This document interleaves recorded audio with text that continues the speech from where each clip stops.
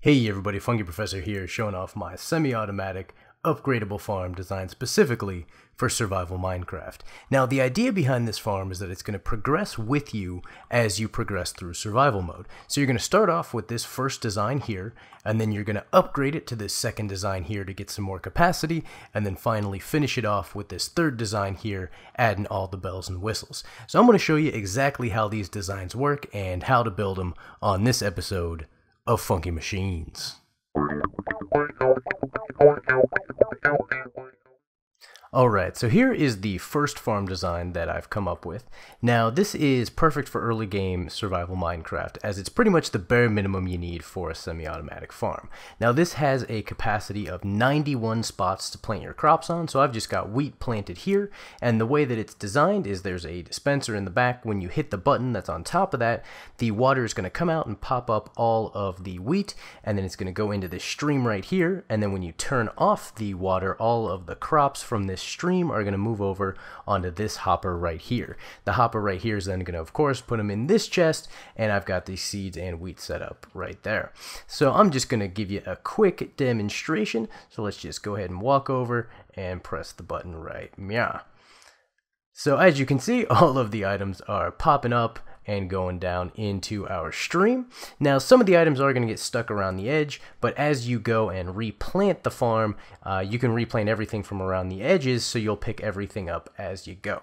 So let's just go ahead and turn that back off, and then I'll just fly over and show you that these items right here are now moving over into the hopper, and they're going to end up in that chest. So then you would just go around and replant the whole farm just like so, and until everything is back up and running. So this is, again, is just an early way that you can really automate your farm and get quite a bit of crops going. So enough with the first design. I'm going to show you how you're going to expand this and get some more capacity with the second design right here.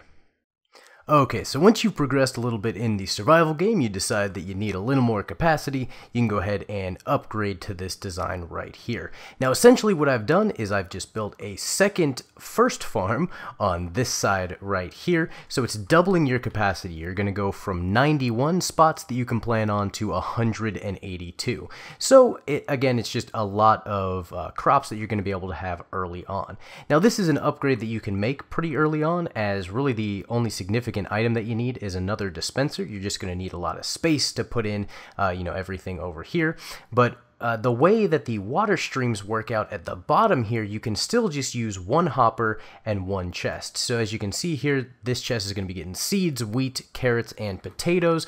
And you can see I've got the potatoes here, the carrots here, and then the wheat up top. So the way that this works, I like to keep the buttons on the inside just like I've done here, so I can stand in the back, hit the one on the left, hit the one on the right, and then bam, you can see they're going to be popping up all the crops just like in the first farm. And just like in the first farm, some of the items are going to get stuck around the edges, but you can just go around and pick those up as you are replanting. So once you know that all of the items have moved down to the bottom, you'll go back, hit the button again, and on this side, and then it's going to suck up all the water, and then these items are going to move from the sides into the center, and now they're all going to be on top of that hopper. And now in this design, if you've got all the crops set up like I had, then some of them are going to get stuck in the hopper. It's going to take a little bit for them to go into the chest, but that's okay. Just pick up the items that you need to replant everything, and you'll be good to go.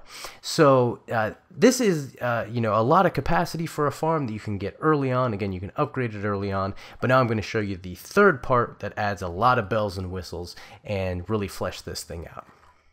Alright, so here I am at the third and final design, and this is going to add in some more functionality and just make this machine more convenient to use overall. So the first thing you'll notice is I've added a full block to the perimeter of the machine, and this is going to prevent all the items from getting stuck on the sides, as happened in the first two. And I've also added a second dispenser back here to prevent any of the items from getting blocked, from getting stuck underneath the top dispenser, as can happen with the first two designs as well. Now I've also added a bunch of storage capacity here, so you'll see I have a hopper and a double chest on each side instead of just using one in the middle, and then I've also got a double chest for each of the items. You see wheat, carrots, potatoes, and netherwort over here. And speaking of netherwort, I've also added a full pad of soul sand in the back here, and so this is going to allow us to grow netherwort on this pad in the back, which is going to allow us to automate netherwort, which is pretty nice. You don't see a whole lot of automated netherwort machines, and you can just kind of add it in with this farm. Now, I've also added a crafting table, and there's a furnace down here at the bottom, so you can cook up your potatoes into baked potatoes, and then you can turn your wheat into bread using the crafting bench. And then I keep the baked potatoes and the bread in this chest right here. And now, probably my favorite upgrade with this third design is how you activate the dispensers. So I actually just put a button right in the front, and I've got some redstone going underneath, and it's going to activate those dispensers in the back. So you'll see that because the walls are higher, none of the items are getting stuck on the side.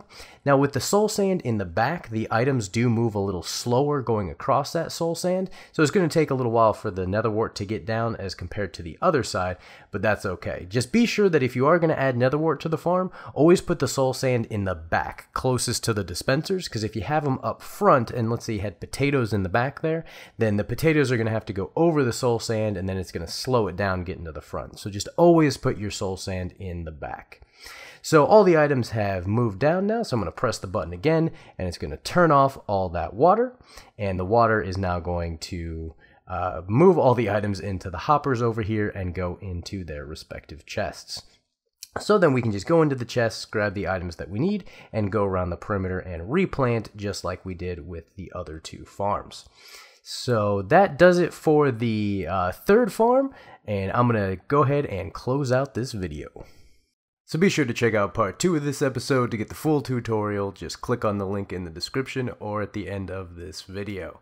So thank you so much for watching. Hit that subscribe button. I'll catch you in part 2, and keep it funky.